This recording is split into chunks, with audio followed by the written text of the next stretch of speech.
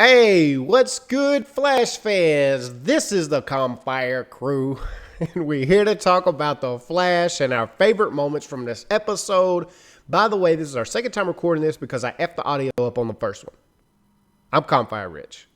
I'm Calmfirenate. My audio is fine, and we're here to talk about my first favorite moment. And this was a big episode, man. This is a really good episode. But my first moment, favorite moment number one, was just the impact that coming back from Earth 2 had on everybody. I mean, the way it ended, we saw what happened to Jay. Everyone was freaking out, and that's literally where it picked up.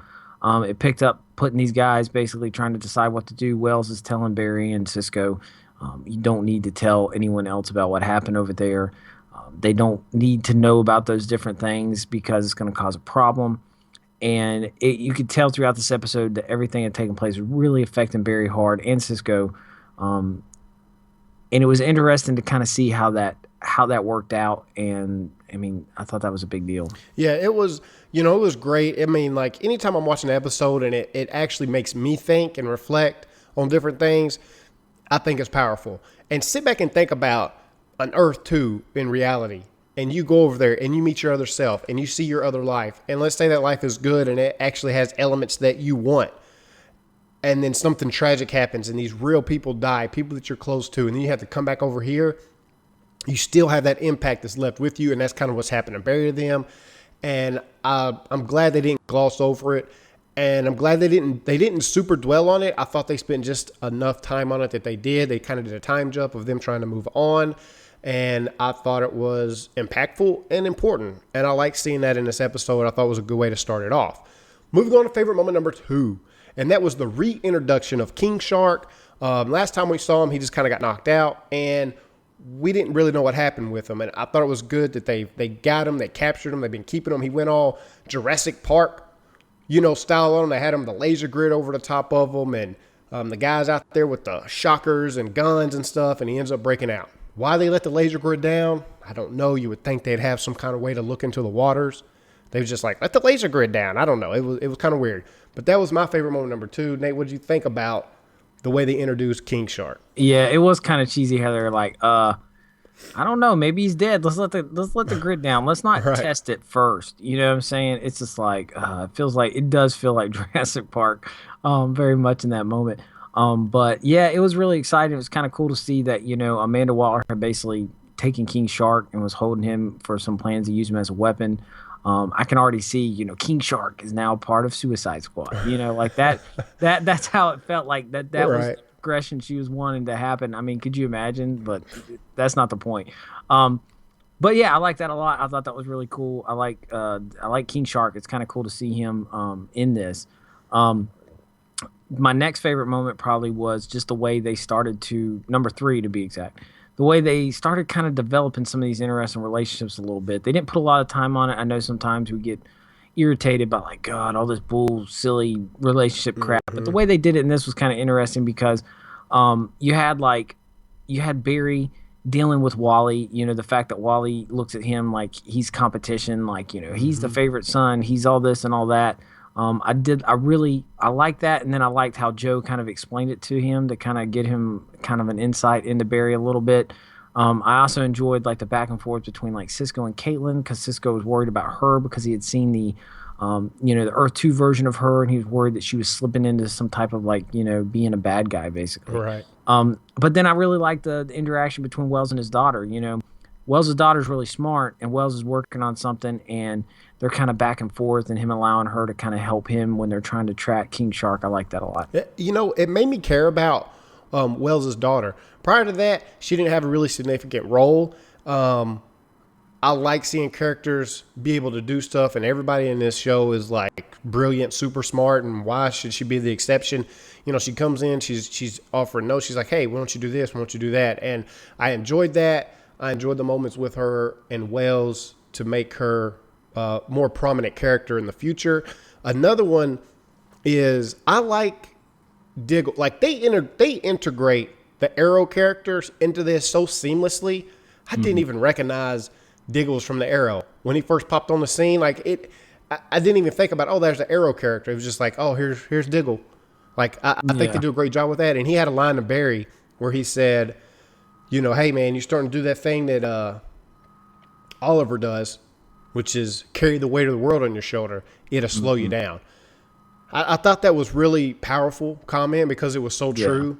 Barry's the opposite of that. He's always, wanting to not carry stuff and share his emotions and stuff like that. I thought that relationship, or that comment anyway, was an awesome comment. Moving into favorite moment number 4, man, that's the square off between King Shark and the Flash for the first time really in this episode, and that's when King Shark ripped the roof of his house off. You just had that moment with him and Wally. Wally's being all moody. Barry's concentrating on other stuff, and there's King Shark. Where's the Flash? And Joe comes in there shooting. I love that scene. I loved how good they made King Shark look. This was the first shot in the episode where he actually got to stand still. You got a long shot on him and really got to take him in. And they just do a phenomenal job of making this character look awesome.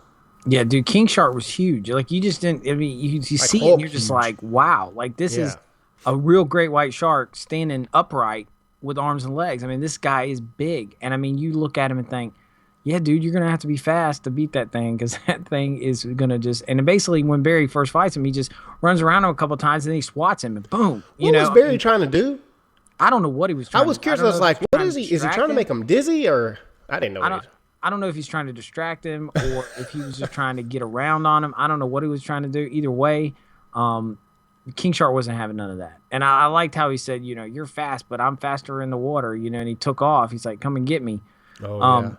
I like that. And I was excited. I was like, yeah, we're going to see that. And that's going to be fun to see at that moment. But again, this carries into my next favorite moment. And what would our favorite moments be if we didn't have one that had to do with some comments by Cisco? Man, I'm telling you, we got to have a Cisco line of the week.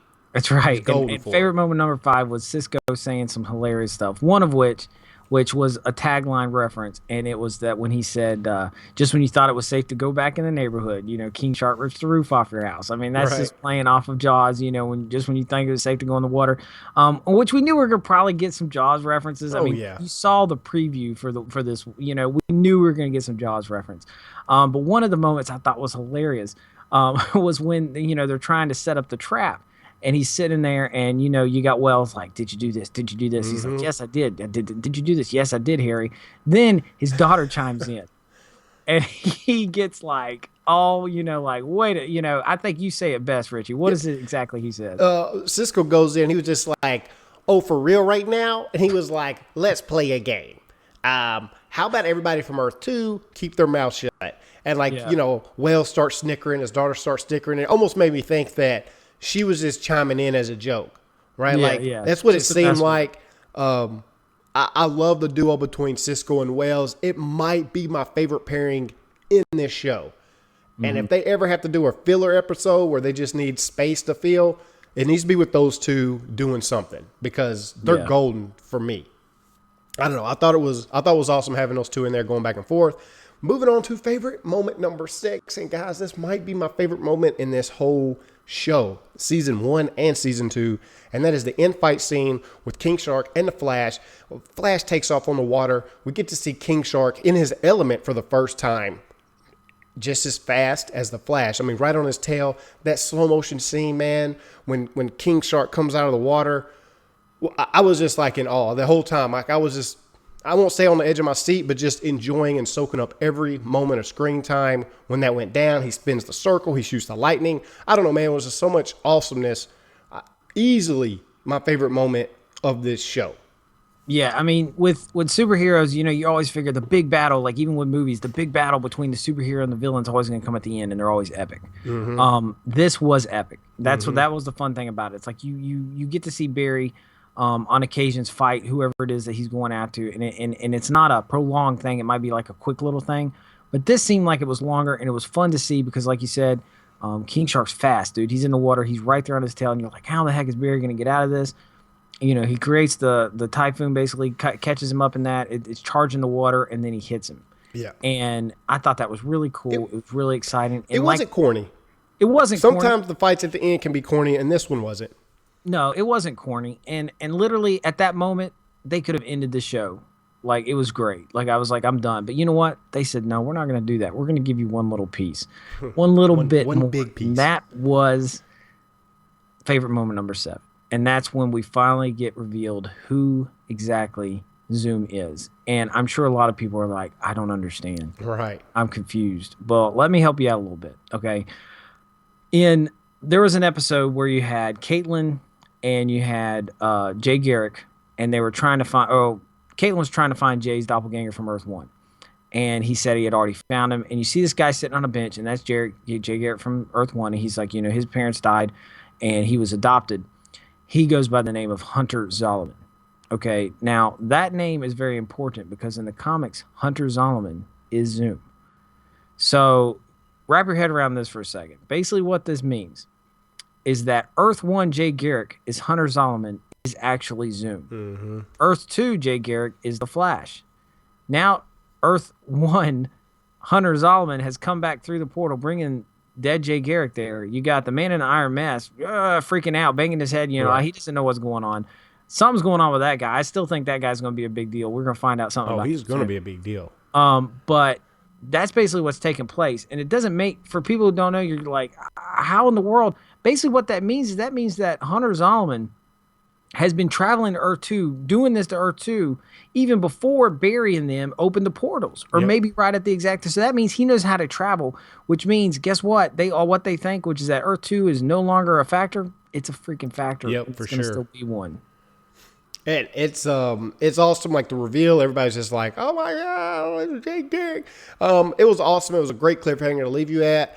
I still want to know who the man in the iron mask is. Like, who is this dude, guys? But look, those are our favorite moments for this episode. Like I said, there was a lot of them. There were some big ones. This episode was great. Let us know down in the comment section below, what was your favorite moment and who do you think the man in the iron mask was? Guys, if you like this video, then like the video. And hey, if you want to see more videos like this, then subscribe. It's as simple as that so you don't miss any. And until next time, guys, we're out. See ya.